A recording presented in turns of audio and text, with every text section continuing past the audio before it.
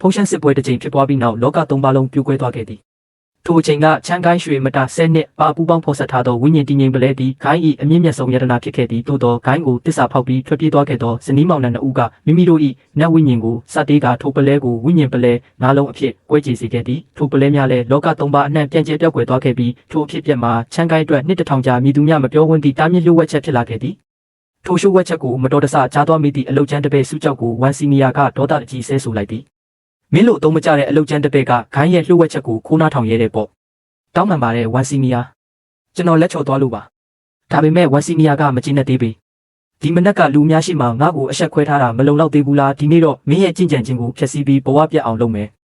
စကားဆုံးဒီနဲ့စုကြောက်ကိုရရဆက်ဆက်ရိုက်နှက်လိုက်ရမကြခင်တတိလစ်သွားတော့သည်တကယ်အသုံးမကျတဲ့ကောင်ဒီလောက်တောင်မခံနိုင်ဘူးလားတတိလစ်နေချိန်တွင်ထူးဆန်းသည့်အတန်တန်ကသူ့စိတ်တွင်ပေါ်လာသည်ငါကမင်းစီတရင်ကောင်ယူလာပေးတဲ့သူပဲထိုစဉ်ဂိုင်းတွင်း၌လောကတခွင်တိုက်ပွဲပြိုင်ပွဲကျင်းပတော်မူဆိုသည့်တရင်လည်းပြန့်နှံ့လာသည်ဝန်စီနီယာကစုကြောက်ကိုလှောင်ပြောင်းကာငါသာနည်းနည်းပိုစူးစားရင်ထိတ်တက်20တဲ့တေချာဝင်မှာမင်းတို့အသုံးမကျတဲ့ကောင်ကရောတလန်းနဲ့ကောင်းကင်ပေါ်တက်ချင်နေသေးတယ်လားထို့နောက်အလုတ်ကျမ်းများထပ်မံခိုင်းစေပြန်သည်ဒီမှာဘာရက်လုပ်နေတာလဲနေမဝင်ခင်ခိုင်းရဲ့အိမ်သားတွေနဲ့စားတူလောင်ယုံကိုမရှင်းပြီးရင်ဒီနေ့ထမင်းစားဖို့တောင်မစင်စားနဲ့ထိုအချိန်တွင်လင်းရှိစီနီယာမကဝင်သားပြီးဝိညာဉ်အမြင့်တောင်မရှိတဲ့လူတစ်ယောက်ကိုဒီလိုအနိုင်ကျင့်တာဂိုင်းသားလုပ်ရက်လို့ခေါ်လို့ရလားဒါပေမဲ့ဝန်စီနီယာကထွက်သွားစမ်းမင်းဘသူဖြစ်ငါဂယုမဆိုင်ဘူးအရှက်ရအနိုင်ကျင့်ခံရတာတွေကိုထပ်မခံချင်တော့တဲ့စုကြောက်ကတယောက်တည်းနောက်တောင်ကိုတက်သွားခဲ့သည်ထိုနေရာတွင်သူရှိသူထူးဆန်းသည့်လူတစ်ယောက်ပေါ်လာသည်မင်းဘသူလဲငါနာမည်ရှန်ကုန်းပေါင်ရှန်ကုန်းပေါင်ဒဏ္ဍာရီတဲကရှန်ကုန်းပေါင်ဆိုတာမင်းပဲလားမမေးတင်တာမမေးနဲ့ထို့နောက်ရှန်ကုန်းပေါင်ကတောက်ပနေသည့်ပလဲတစ်လုံးကိုထုတ်ပြလိုက်သည်ဒါကဝိညာဉ်တည်ငြိမ်ပလဲရဲ့အစိပ်ပိုင်းတစ်ခုပဲမင်းရဲ့လက်ရှိအခြေအနေနဲ့ထိလိုက်ရင်တေးဖို့ပဲရှိတယ်ဒါပေမဲ့ငါမင်းကိုဒီဝိညာဉ်ပလဲကိုထိန်းချုပ်နိုင်တဲ့ကျင့်စဉ်ကိုသင်ပေးနိုင်တယ်ဒါပေမဲ့အချက်နှစ်ချက်ကိုတော့တေချာမှတ်ထားရမယ်ပထမညတိုင်းတကောင်ရဲ့အချိန်ရောက်ရင်နောက်တောင်ကထင်းရှုနဲ့တော်တဲ့ကိုလာတွေ့ရမယ်ဒုတိယဒီကျင့်စဉ်ကိုမဖြစ်မနေအခြေအနေမရောက်မချင်းလူအများရှိမှလုံးဝမဖော်ထုတ်ရဘူးစုကြောက်ကချက်ချင်းတူးထောက်ပြီးတပည့်စုကြောက်စရာကိုဂါရဝပြုပါတယ်ရှန်ကုန်းပေါင်ကကျင့်စဉ်စာအုပ်ကိုပေးလိုက်ပြီးတေချာလေးကျင့်ဒီနေ့ဖြစ်ခဲ့တဲ့များကိုလည်းဘသူကမှမပြောရဘူးထိုနေ့မှစ၍စုကြောက်ဤဘဝသည်တဖြည်းဖြည်းပြောင်းလဲလာခဲ့သည်မင်းကထမင်းချက်ပေးကျန်တာငါတာဝန်ယူမယ်အခုကစပြီးမင်းရဲ့စားစည်အားလုံးငါရှင်းပေးမယ်တနေ့တွင်ဂိုင်းသားတစ်ယောက်ကစုကြောက်လက်ထဲရှိဝိညာဉ်ပလဲကိုမြင်လိုက်ပြီးအံ့ဩသွားသည်ဒီပုံစံငါအဖေရဲ့လှုပ်ဝက်ခန်းထဲကပလဲနဲ့တပုံစံတည်းပဲအဖေပြောဘူးတယ်ဒီလိုပလဲမျိုးကဘာပေါ်မှာတစ်လုံးတည်းပဲရှိတာတဲ့ငါလုံးဝမမားနိုင်ဘူးပလဲပေါ်ကတိမ်ကိုထက်အမတ်သားနဲ့ကြေပုံထွင်းထားတာတွေတောင်အတိအကျတူနေတယ်ထို့နောက်သူကစုကြောက်ကိုတောင်းဆိုလိုက်သည်အကိုကြီးဒီပစ္စည်းတွေအားလုံးပေးပါမယ်နောက်တစ်လကြာရင်ကျင်းပမယ်ဂိုင်းပြိုင်ပွဲမှာလည်းအကိုကိုကူညီပေးမယ်အကိုနောက်ကိုပဲလိုက်ခွင့်ပေးပါစုကြောက်ကခေါင်းရမ်းလိုက်သည်ငါလိုချင်တာတစ်ခုပဲဒီဝိညာဉ်ပလဲရဲ့လှုပ်ဝက်ချက်ကိုသိချင်တာကျွန်တော်ကြိတ်ဆိုပါတယ်ဒီကိစ္စကိုဘယ်သူမှလုံးဝမပြောပါဘူးတစ်ဖက်တွင်တော့ဝန်စီနီယာကစုကြောက်ကိုအနိုင်ကျင့်နေစေဖြစ်သည်အတုံးမကျတဲ့ကောင်ကတော့အတုံးမကျတဲ့ကောင်ပဲကျန်းတောင်ကောင်းကောင်းမလဲတတ်ဘူးသွားသုံးကောက်ထက်လဲမတတ်မချင်းဒီနေရာကနေထွက်ဖို့မစင်စားနဲ့ထိုအချိန်တွင်လင်းရှိစီနီယာအမရောက်လာပြီးကြောက်ရံလေးကျင့်ကွင်းကကြင်ကြံမှုနေရာမင်းတို့ဒီမှာပြဿနာရှာနေရင်ဥပဒေထိန်းသိမ်းရေးခန်းမကိုတွားချင်နေတာလားထိုစကားကြောင့်ဝန်စီနီယာတို့နောက်ဆုတ်သွားကြသည်ထိုနေ့မှစ၍စုကြောက်နားလည်လာသည်တကယ်အားကောင်းလာမှသာတခြားသူတွေရဲ့အနိုင်ကျင့်တာကိုရပ်တန့်နိုင်မယ်ညရောက်သည့်နေ့ရှန်ကုန်းပေါင်ကဝိညာဉ်တည်ငြိမ်ပလဲကိုအသုံးပြုနေစတင်တင်ကြားပေးသည်ပလဲရဲ့ဝိညာဉ်စွမ်းအားကိုဥဆောင်ပြီးမင်းရဲ့ကြင်ကြံရှင်ကိုဖုံးကွယ်ထားရမယ်မင်းကမွေးရပါဝိညာဉ်အမြင့်မရှိတဲ့သူမဟုတ်ဘူးမင်းရဲ့ဝိညာဉ်အမြင့်ကိုငါကိုယ်တိုင်တစ်စိတ်ငါထက်နဲ့ပိတ်ထားခဲ့တာအခုထိမင်းဖွင့်နိုင်ခဲ့တာပထမတစ်စိတ်တစ်ခုပဲရှိသေးတယ်ကျန်တဲ့လေးထက်ကိုတော့ငါတယောက်တည်းပဲဖြည့်ပေးနိုင်တယ်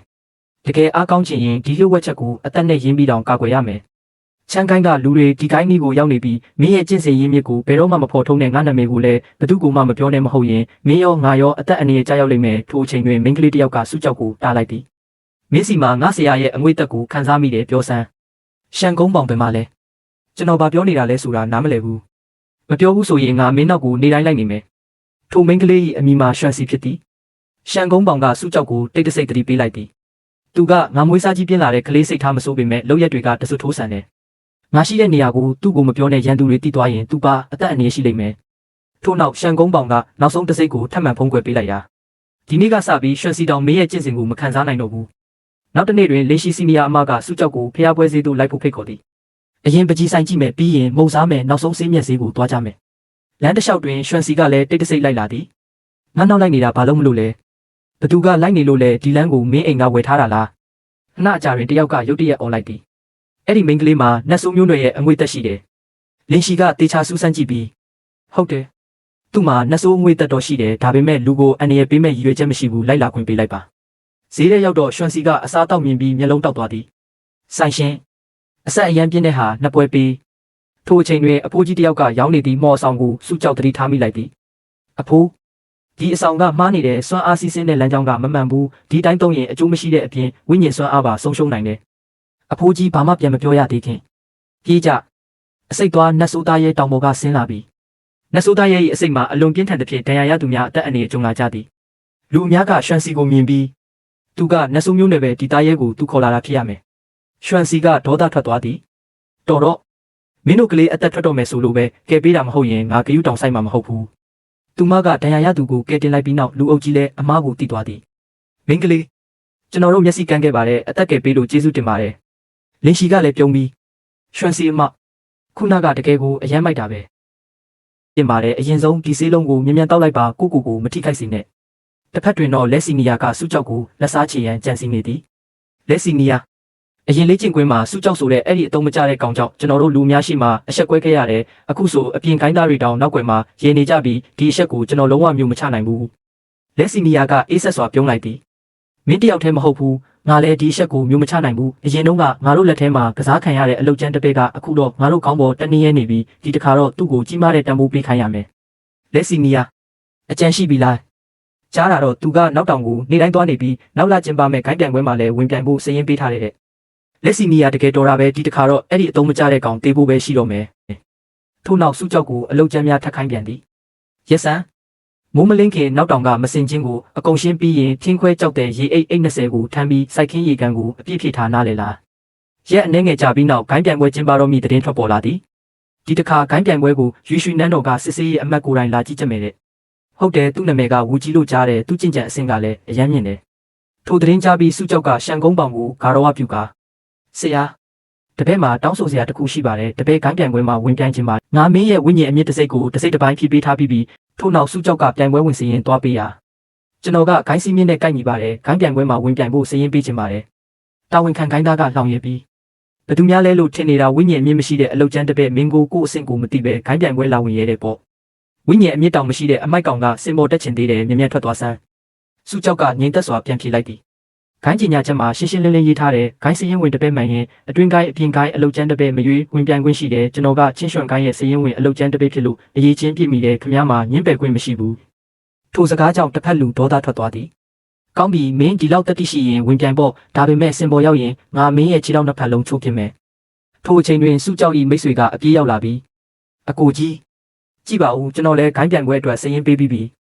စုကြောက်ကအံ့ဩစွာမေးလိုက်သည်မင်းကဂိုင်းနဲ့လာလဲတာမဟုတ်ဘူးလားဘာလို့ဝင်ပြိုင်တာလဲအကိုကြီးတော့ဝင်ပြိုင်မှာပဲကျွန်တော်ကဘယ်လိုလုံးနောက်မှာကြံခဲ့လို့ရမလဲတကယ်လို့ထိတ်ဆုံး20တဲ့ဝင်တိုင်းရင်အကိုအတွက်ကြင်ကြံရေးအရင်မြစ်တွေပါပိုရလာမှာထို့နောက်သူကစာအုပ်တအုပ်ထုတ်ပေးလိုက်သည်ဒါကကျွန်တော်လေ့ကျင့်ရေးအဆင့်မှာရေးမှတ်ထားတဲ့အတွေ့အကြုံတွေအကိုတို့ကိုအထောက်အကူဖြစ်နိုင်တယ်ဒီနေ့ကစပြီးငါတို့အတူတူလေ့ကျင့်ကြမယ်ပြိုင်ပွဲရောက်ရင်လည်းအချင်းချင်းကူညီဆောင်ရှောက်ကြတာထို့အချိန်တွင်စစ်စေးရေးအမတ်ထံဂိုင်းကြီးကဲတူကသတင်းလာပို့သည်စစ်စေးရေးအမတ်ခင်ဗျာဒီနေ့ဂိုင်းပြိုင်ပွဲစီရင်ပေးရမှာထူးဆန်းတဲ့ကိစ္စတစ်ခုဖြစ်ခဲ့ပါတယ်စုကြောက်ဆိုတဲ့အလုတ်ကျန်းတပည့်တယောက်ကတခိုင်းလုံးရဲ့လှောင်ပြောင်မှုကိုဂရုမစိုက်ပဲဝင်ပြိုင်ဖို့စီရင်ပေးလိုက်ပါတယ်အခုဆိုဂိုင်းတစ်ခုလုံးဒီအကြောင်းပဲပြောနေကြပါတယ်စစ်စေးရေးအမတ်ကအေးဆက်စွာပြန်ဖြေလိုက်သည်အလုတ်ကျန်းတပည့်တယောက်လူအာယုံစိုက်ခံချင်တာတော့ကိုငါစီလာတင်ပြစရာမလိုဘူးငါခိုင်းထားတာကရှန်ကုန်းပေါင်ရဲ့သတင်းကိုစုံစမ်းဖို့ဒီလိုအသေးဖွဲကိစ္စတွေမဟုတ်ဘူးတစ်ဖက်တွင်တော့လက်စီနီယာတို့ကစုကြောက်ကိုတိတ်တဆိတ်ကြံစီနေကြသည်လက်စီနီယာအဲ့ဒီအတုံးမကျတဲ့ကောင်အခန်းထဲမှာမရှိတော့ဘူးသူပြင်းထွက်သွားတာကျွန်တော်ကိုယ်တိုင်မြင်ခဲ့တယ်လို့တော့သူတို့ကစုကြောက်ကြီးတောက်ရည်တဲ့သူအစိတ်ခတ်လိုက်ပြီးစုကြောက်မနှက်ပြန်ဒီရေကိုတောက်ပြီးစင်ပေါ်တက်ရင်မင်းရဲ့ဝိညာဉ်စွမ်းအားတွေအားလုံးပျောက်သွားလိမ့်မယ်အဲ့ဒီအချိန်ကျရင်မင်းဘယ်လိုပြန်ထနိုင်မလဲကြည့်ကြသေးတာပေါ့နောက်တစ်နေ့တွင်ဂိုင်းပြိုင်ပွဲကိုတရားဝင်စတင်ခဲ့သည်စစ်စေးရေးအမတ်ဦးကြီးကြွရောက်လာပါပြီဦးကြီးကလက်ကိုမြောက်ပြီးငါဒီနေ့ပုံမှန်ကြီးချက်ဖို့ပဲလာတာအားလုံးအခမ်းအနားမလိုဘူးပြိုင်ပွဲမစခင်စုကြောက်ဤမိတ်ဆွေကစိုးရိမ်စွာပြောသည်အကိုကြီးပထမပွဲမှာအကိုနဲ့တွေ့ရမယ့်သူကကျိုးခင်ပါသူ့ရဲ့တောင်ဖြူလက်သီးကကြောက်တုံးကြီးတောင်ခွဲနိုင်တယ်။စုကြောက်ကယုံကြည်ချက်အပြည့်ဖြင့်ပြုံးလိုက်သည်။စိတ်မပူနဲ့ငါမှအစီအစဉ်ရှိတယ်။စင်အမတ်3ပထမပွဲစုကြောက်နဲ့ကျိုးခင်ရှင်ပြိုင်မည်။လူအများကရေမောကြသည်။အလုတ်ကျန်းတပည့်ကတစ်ချက်တောင်မခံနိုင်ဘူး။သို့တော့တိုက်ပွဲစတင်သည့်နေ့စုကြောက်ကတကွက်သေးဖြင့်ကျိုးခင်ကိုအနိုင်ယူလိုက်သည်။စုကြောက်အနိုင်ရ။စုကြောက်အနိုင်ရ။တခိုင်းလုံးအံ့ဩသွားတော့သည် အကျိုးရွေးချယ်ပွဲပြီးဆုံးပြီးနောက်ဒီတစ်ချိန်အဆင့်တက်သူတွေကစုကြောက်နဲ့ဝန်လဲဖြစ်ပါတယ်။ဂိုင်းသားများကစုကြောက်ကိုလေးစားလာကြသည်။စုစီနီယာကတကယ်ပဲသူ့အစွမ်းကိုဖုံးကွယ်ထားတာကိုနောင်ကြရင်ကျွန်တော်တို့ကိုလည်းအကူအညီပေးပါဦး။ဝန်လဲကတော့အန်ကျိတ်ပြီးစုကြောက်အဆင့်တက်ပွဲရောက်ရင်မင်းနဲ့ငါကြားကကွာခြားချက်ကိုသိရလိမ့်မယ်။ထို့နောက်ပြိုင်ပွဲစီစဉ်သူကကြီးညာလိုက်သည်။ဒီလောက်ဆိုအချိန်မဖြုံးတော့ဘူးမနှက်ဖြန်မဟုတ်တော့ပဲအခုချက်ချင်းစုကြောက်နဲ့ဝန်လဲရှင်ပြိုင်မယ်။တိုက်ပွဲစတင်သည့်နေ့ဝန်လဲကအစိပ်ပါသောလှုပ်ဝက်လက်နက်ကိုအသုံးပြုလိုက်သည်။တေဆန်းဒါပေမဲ့စုကြောက်ကအေးဆေးရှောင်တိန်ပြီးပြန်လဲတိုက်ခိုက်ရာဝန်လဲပြင်းထန်စွာဒဏ်ရာရသွားသည်။ငါမင်းနဲ့အဆုံးဖြတ်တိုက်မယ်။နောက်ဆုံးတွင်ဝန်လဲရှုံးနေသွားခဲ့သည်။စစ်စေးရေးအမတ်ဝူကြီးကချက်ချင်းအမိန့်ချလိုက်သည်။ဝန်လဲဟာပြိုင်ပွဲမတိုင်ခင်ပြိုင်ဘက်ကိုအစိတ်ခတ်ခဲ့တဲ့အတွက်ဂိုင်းစီးမြင့်ကိုချိုးဖောက်တယ်။ပြိုင်ပွဲဝင်ခွင့်ရုပ်သိမ်းမဲ့ချိန်တန်း30ချပြီးအပြစ်ဒဏ်စခန်းကို3နှစ်ပို့လိုက်။ပြီးနောက်သူကတပည့်တဦးကိုအမိန့်ပေးလိုက်သည်။ဒီစုကြောက်ကိုစုံစမ်းကြည့်။ထိုအချိန်တွင်ရှန်ကုန်းပေါင်ကစုကြောက်ကိုတတိပေးသည်။ဒီနေ့မင်းသုံးလိုက်တဲ့ခြေလန်းဒီကိုဝူကြီးမြင်သွားပြီ။နောက်ဆုံးမဖြစ်မနေအခြေအနေမဟုတ်ရင်ဒီနည်းကိုမသုံးနဲ့တစ်ပင်မြင့်လေတိုက်ခံရလေဆိုတဲ့စကားရှိတယ်ကိုယ်စွမ်းကိုဖုံးကွယ်ထားနိုင်တာကကိုအကောင်းဆုံးကာကွယ်နည်းပဲစုကြောက်ကဂါရောပြုလိုက်သည်တပည့်မှတ်သားထားပါပြီနောက်ဆိုကိုယ်အစွမ်းကိုမပြတော့ပါဘူးတစ်ဖက်တွင်ဝူကြီးကရှန်ကုန်းပေါင်ကတေချာပေါက်နောက်တောင်ကထင်းရှုနဲ့တောထဲမှာပုံနေတာပဲထပ်ပေါက်အလုံးကိုစောင့်ကြည့်ထားသူပေါ်လာတာနဲ့ချက်ချင်းသတင်းပို့စုကြောက်ကိုလည်းဆက်ဆောင်ကြည့်ထားသူကငါတို့ရဲ့ငါးများစာပဲမကြခင်ခိုင်းပြိုင်ပွဲရလက်ထွက်လာသည်ချင်းရွှန်ခိုင်းအပြင်ခိုင်းပြိုင်ပွဲပထမနေရာစုကြောက်သူမိတ်ဆွေကဝမ်းသာအားရပြောလိုက်သည်အကိုကြီးငါတို့လှုပ်ဝက်နယ်မြေထဲဝင်ခွင့်ရပြီးဒီတခါတော့အတူတူအခွင့်အရေးကြီးတွေရှာကြမယ်လင်းရှိကလည်းဒါတွေကအစီရင်ဖြိုခွဲတဲ့အဆောင်နှဆိုးကကွယ်တဲ့အဆောင်နဲ့ဒဏ်ရာကုတဲ့အဆောင်တွေပါငါတို့၃ယောက်အတူတူသွားရင်အချင်းချင်းကူညီလို့ရတယ်ကျေးဇူးတင်ပါတယ်စီနီယာအမထို့နောက်ဂိုင်းကြီးကဲကနောက်ဆုံးသတိပေးလိုက်သည်လှုပ်ဝက်နယ်မြေထဲမှာအခွင့်အရေးကြီးတွေလည်းရှိတယ်လို့အသက်အန္တရာယ်တွေလည်းရှိတယ်9ရက်ပြည့်တာနဲ့အချိန်မီပြန်လာရမယ်တပည့်တို့နားလည်ပါပြီအဲ့ဒီအချိန်မှာရွှန်စီကအပြေးလိုက်လာပြီးဟေ့၃ယောက်သားဒီလောက်မြန်သွားနေတာယတနာကောင်းတွေကိုငါမပါပဲသွားရှာမလို့လားစုကြောက်ကအံ့ဩသွားသည်ရွှန်စီမင်းဘလို့ဝင်လာတာလဲငါဝင်ချင်ရင်ဝင်လို့ရတာပဲဘသူတားနိုင်လို့လဲလင်းရှိကပြုံးပြီးလှုပ်ဝက်နေမြေကအန္တရာယ်များတယ်ဘသူမှအဖွဲကနေခွဲမသွားရဘူးရွှန်စီကခေါင်းညှိလိုက်သည်ဒီလိုဆိုမှဟုတ်တာပေါ့စုကြောက်ကရှေးဟောင်းဝိညာဉ်သားကိုအောင်မြင်စွာဆွဲထုတ်နိုင်ခဲ့ပြီးအားလုံးအံ့ဩသွားကြသည်အကိုကြီးဒါကရှေးဟောင်းဝိညာဉ်သားပဲထိုအချိန်တွင်လင်းရှိစီနီယာအမကစုစီနီယာသတိထားကံကောင်းစွာဖြင့်မြည်သူများဒဏ်ရာမရခဲ့ပေသို့သောသွေးနံများအလွန်ပြင်းထန်နေသဖြင့်ထိုနေရာမှချက်ချင်းထွက်ခွာရန်ဆုံးဖြတ်လိုက်ကြသည်ထိုစဉ်နှစ်တစ်ထောင်တက်တန်းရှိနှင်းဝိညာဉ်ယုံတစ်ကောင်ပေါ်လာသည်သူ့ကောင်းပေါ်ကဝိညာဉ်စေးပင်ကအစိမ်မျိုးစုံကိုဖြေနိုင်တဲ့ရှားပါးရတနာပဲမင်းတို့ဒီမှာစောင့်နေငါတော့ဖမ်းလိုက်မယ်ဒါပေမဲ့စုကြောက်လိုက်သွားသည်နှင့်ထောင်ချောက်တစ်ခုတည်းကြားရောက်သွားသည်ဘသူလဲအနက်ရောင်ဝတ်လူတစ်ယောက်ကအေးဆက်စွာမေးလိုက်သည်မင်းနဲ့ရှန်ကုန်းပေါင်ဘာပတ်သက်လဲသူဘယ်မှာလဲကျွန်တော်ရှန်ကုန်းပေါင်ဆိုတဲ့လူကိုမသိပါဘူးခမည်းလူမဖမ်းမိတာပါတကယ်မပတ်သက်ရင်ဘာလို့သူ့ရဲ့အကာအကွယ်စွမ်းအားကမင်းခန္ဓာကိုယ်မှာရှိနေတာလဲထို့နောက်သူကအော်ဟစ်လိုက်သည်ရှန်ကုန်းပေါင်ငါသိတယ်မင်းကြားနေတယ်မင်းတပည့်အသက်ကိုတံမိုးထားသေးရင်အခုချက်ချင်းထွက်လာမဟုတ်ရင်ဒီကောင်ရဲ့ကြင်ကြံမှုကိုဖျက်ဆီးပြီးတစ်သက်လုံးအသုံးမဝင်တဲ့လူဖြစ်အောင်လုပ်ဖြစ်မယ်ရှန်ကုန်းပေါင်ထွက်မလာသေးတဲ့ဖြစ်ကြည့်ရတာဒီကောင်ကမင်းအတွက်အရေးမပါတော့ဘူးထင်တယ်ထိုအချိန်တွင်ရှန်ကုန်းပေါင်ရုတ်တရက်ပေါ်လာသည်နှစ်ပေါင်းများစွာကြာသွားတာတော့မင်းကတိုးတက်မလာသေးဘူးစကားဆုံးဒီနေ့နှစ်ဦးသားတိုက်ပွဲစတင်ဖြစ်ပွားသည်ရန်သူကဝိညာဉ်ချုပ်တန်ချိုးကိုအုံပြုကစုကြောက်ကိုဖမ်းချုပ်လိုက်သည်ဆရာဒါကချမ်းကိုင်းရဲ့ဝိညာဉ်ချုပ်တန်ချိုးပါဒီတိုင်းဆိုကျွန်တော်ရွှေတန်အိမ်တော်ပျက်စီးသွားလိမ့်မယ်ရန်သူကရေမောပြီးဒီတခါတော့ရှန်ကုန်းပေါင်မင်းရောဒီအကောင်နှစ်ယောက်ရောဘယ်သူမှအသက်ရှင်ပြီးမပြန်နိုင်တော့ဘူးထိုစဉ်ရှန်ကုန်းပေါင်ကစုကြောက်ရှိကိုခန္ဓာကိုယ်နဲ့ဝင်ကာကွယ်လိုက်ပြီးတေးစင်နိုင်လောက်တည်ထားချက်ကိုကိုယ်တိုင်ခံယူလိုက်သည်ဆရာစုကြောက်အော်ဟစ်လိုက်တော့လဲအားလုံးနောက်ကျသွားခဲ့သည်ရှန်ကုန်းပေါင်ကတွေးအံရင်ပြုံးလိုက်သည်မင်းကငါရဲ့တပည့်ရင်ပဲငါမင်းကိုမကာကွယ်ရင်ဘသူကိုကာကွယ်ရမှာလဲထို့နောက်သူကနှစ်ပေါင်းများစွာဖုံးကွယ်ထားသည့်အမှန်တရားကိုပြောပြလိုက်သည်စုကြောက်မင်းဖေကစုဟဲမင်းအမေကရွှေရောင်နဲ့သမီးဖြစ်တယ်အဲ့ဒီတုန်းကသူတို့ကိုတစ္ဆာဖောက်ဆိုတဲ့ဆွဆွဲချက်နဲ့လိုက်တက်ခဲ့ကြတယ်ငါကအသက်ဆုံးပြီးမင်းကိုကယ်ခဲ့တာမင်းကိုကာကွယ်ဖို့အတွက်မင်းရဲ့ဝိညာဉ်မြစ်ကိုတစိမ့်ခတ်ထားခဲ့တယ်အခုတော့အဲ့ဒီတစိမ့်အားလုံးကိုငါဖြည့်ပေးလိုက်ပြီထို့နောက်ရှန်ကုန်းပေါင်ကရွှန်စီကိုကြည့်ပြီးရွှန်စီအခုကစပြီးချင်းချိုးမြေကိုမင်းပဲစောင့်ရှောက်ရတော့မယ်ငါဘဝတစ်လျှောက်ဘသူ့ကိုမှမတောင်းဆိုဘူးဒါပေမဲ့ဒီနေ့တော့မင်းတို့နှစ်ယောက်ကိုတောင်းဆိုခြင်းတယ်ဒီကလေးနှစ်ယောက်ကိုခေါ်ပြီးဂိုင်းခမ်းမဘက်ကိုအမြန်ဆုံးထွက်ပြေးကြပါထို့နောက်သူကကြံရှိသမျှစွမ်းအားလုံးကိုအသုံးပြုပြီးရန်သူကိုတားဆီးထားခဲ့သည်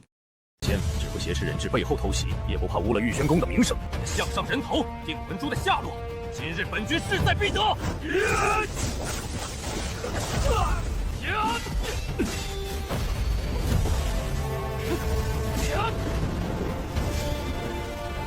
神功棒，受死吧！以我神魂为祭，以我精血为银，冲！ ဆရာစုကြောက်ဤမျက်ရည်များမရက်မနာစီးကြလာတော့ဒီရှန်ကုန်းပေါင်ကြဆုံးသွားပြီးနောက်စုကြောက်သည်ဆရာကိုလက်စားချီရန်စိတ်ပိုင်းဖြတ်လိုက်သည်ဂိုင်းတို့ပြန်ရောက်သည့်နေ့ရွှန်စီမှာဂိုင်း၏အကာအကွယ်စီရင်ကြောင့်အထဲမဝင်နိုင်တော့ပေစိတ်မပူနဲ့ငါနောက်တောင်ထဲမှာတကားပိတ်ကျင့်ကြံတော့မယ်ဆရာကငါရဲ့ဝိညာဉ်အမြင့်တစိတ်ကိုဖြည့်ပေးခဲ့တာကိုအလကားမဖြစ်စေရဘူးထို့နောက်စုကြောက်သည်နေညမနာကျင့်ကြံခဲ့ပြီးနောက်ဆုံးတွင်ရွှေတန်းအဆင့်သို့အောင်မြင်စွာဖောက်ထွက်နိုင်ခဲ့သည်ကောင်းကင်တစ်ခုလုံးမိုးကြိုးများဟိမ့်ဟောက်လာပြီးဒါရွှေတန်းမိုးကြိုးတံပဲမိုးကြိုးတံကြားတဲ့နေရာကနောက်တောင်ဘက်ကွာတရင်သည်တကိုင်းလုံးပြန့်နှံ့သွားသည်စုကြောက်တကယ်ရွှေတန်းအဆင့်ကိုရောက်သွားပြီတဲ့ဂိုင်းသားများအံ့အားသင့်နေချိန်မှာပင်အပြင်ဂိုင်းစိန်ခေါ်ပွဲကိုကျင်းပတော့မည်ဖြစ်သည်တစ်ဖက်တွင်လောင်ကစားဝိုင်းများပင်ဖွင့်ထားကြသည်ကြောက်ဟူအနိုင်ရရင်တဆစုကြောက်အနိုင်ရရင်အစ20လူအများစုကကြောက်ဟူဘက်ကိုသာလောင်းကြတော့လေကျွန်တော်တို့စုစီနီယာနိုင်ရမယ်လို့လောင်းတယ်ကျွန်တော်လည်းစုစီနီယာကိုပဲယုံတယ်မကြခင်စိန်ခေါ်ပွဲစတင်ခဲ့သည်စုကြောက်အရင်တစ်ခေါက်ရှုံးခဲ့တာကိုငါလုံးဝလက်မခံနိုင်ဘူးဒီတစ်ခါစင်ပေါ်မှာအဆုံးဖြတ်တိုက်မယ်စုကြောက်ကအေးဆေးစွာပြန်ပြေးလိုက်သည်တိုက်ချင်ရင်တက်လာခဲ့ထိုအချိန်တွင်နောက်ထပ်အပြင်ဂိုင်းထိပ်တီးတစ်ပိလင်းမူပါဝင်ရောက်စင်ခေါ်လာသည်အပြင်ဂိုင်းသားနည်းနည်းကိုအနိုင်ရယုံနဲ့ကိုအထင်ကြီးနေပြီလားတတိရှိရင်ငါနဲ့တိုက်လောင်ကစားဝိုင်းကလည်းချက်ချင်းအချိုးပြောင်းသွားသည်လင်းမူအနိုင်ရရင်တဆတက်တမနှစ်စုကြောက်အနိုင်ရရင်တဆ50လူအများကစုကြောက်ရှုံးမည်ဟုယုံကြည်ကြတော့လေကျွန်တော်တော့စုကြောက်အနိုင်ရမယ်လို့လောင်းတဲ့အားလုံးအကုန်တင်မယ်တိုက်ပွဲစတင်သည့်နေ့လင်မိုကအထက်တန်းကျင့်စဉ်များကိုစက်တိုက်အသုံးပြုခဲ့သည်အခုတော့လက်လျှော့လိုက်ရင်မင်းရဲ့ကျင့်ကြံမှုတစ်ဝက်ပဲဖြစ်မယ်စုကြောက်ကဘာမှမပြောဘဲတိုက်ခိုက်ရန်အချက်ပြလိုက်သည်လင်မိုကအပြင်းထန်ဆုံးမိုးကြိုးအုပ်ဆိုးလက်ဝါးကျင့်စဉ်ကိုထုတ်သုံးလိုက်ပြီးဒီတစ်ခါတော့မင်းဘယ်လိုရှောင်မလဲကြည့်ရသေးတာပေါ့အားလုံးကစုကြောက်ရှုံးပြီဟုထင်နေချိန်မှာစုကြောက်သည်ရုတ်တရက်အရှိန်တင်ကများတစင်းကဲ့သို့ရှေ့တိုးဝင်ပြီးဓာတ်တစ်ချက်တည်းဖြင့်လင်မိုကိုလဲကျသွားစေခဲ့သည်တကွင်းလုံးတိတ်ဆိတ်သွားသည်နိုင်သွားပြီစုကြောက်နိုင်သွားပြီအစောကလေးကအားလုံးကိုလှည့်စားထားတာပဲရွှေတန်းအစောပိုင်းအဆင့်နဲ့ရွှေတန်းအလယ်လက်အဆင့်ကိုတစ်ချက်တည်းအနိုင်ယူလိုက်တာတဲ့လင်မိုကိုအနိုင်ယူပြီးနောက်တကွင်းလုံးတိတ်ဆိတ်သွားသည်ထိုအချိန်တွင်ဂိုင်းချုပ်ကိုယ်တိုင်စင်ပေါ်သို့တက်လာခဲ့သည်စုကြောက်ဒီနေ့မင်းရဲ့စွမ်းဆောင်ရည်အားလုံးကိုငါမြင်ခဲ့တယ်တလခွဲအတွင်းရွှေတန်းအဆင့်ကိုဖောက်ထွက်နိုင်ုံတင်မကပဲရွှေတန်းအလယ်လက်အဆင့်တစ်ပဲကိုတောင်အနိုင်ယူနိုင်ခဲ့တယ်ငါချင်းရွှန်ဂိုင်းကိုဥဆောင်လာတာ200ချီရှိပြီးမင်းလိုပါရမီရှင်တစ်ပဲမျိုးတစ်ခါမှမတွေ့ဘူးစုကြောက်ကချက်ချင်းလက်စုပ်အယိုးအသေးပေးလိုက်သည်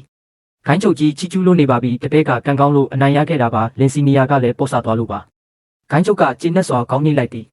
ဒီမှာအထက်တန်းဝိညာဉ်ကြောင့်9သိန်းကိုခန္ဓာတန့်စင်ရွှေတန်းစွမ်းအားပြန်ဖြည့်စေလုံးအထက်တန်းဝိညာဉ်ဓာအထက်တန်းကာဝတ်စုံနဲ့ငါတို့ချင်းရွှန်ကိုင်းရဲ့အဓိကကျင့်စဉ်ချင်းရွှန်ဓာကျင့်စဉ်အပြည့်စုံကိုမင်းကိုစုချတယ်ဒါအပြင်ဒီနေ့ကစပြီးမင်းကိုအတွင်းကိုင်းတစ်ပည့်အဖြစ်ဓာတ်ရိုက်ရာတူတိုးပေးမယ်ခိုင်းရဲ့အဓိကတပ်ပဲစီရင်မှလည်းထည့်သွင်းမယ်အခုကစပြီးအမြင့်ဆုံးကျင့်ကြံရေးအရင်းမြစ်တွေကိုအသုံးပြုခွင့်ရမယ်လိုချင်တဲ့ဂူနန်းတော်ကိုလည်းစိတ်ကြရွေးနိုင်တယ်စုကြောက်ကဒူးထောက်ပြီးဂိုင်းချုပ်ကြီးရဲ့တနာကြီးမြင့်မှုကိုကျေးဇူးအထူးတင်ပါတယ်ဂိုင်းရဲ့မျှော်လင့်ချက်ကိုလုံးဝမပြတ်စေပါဘူး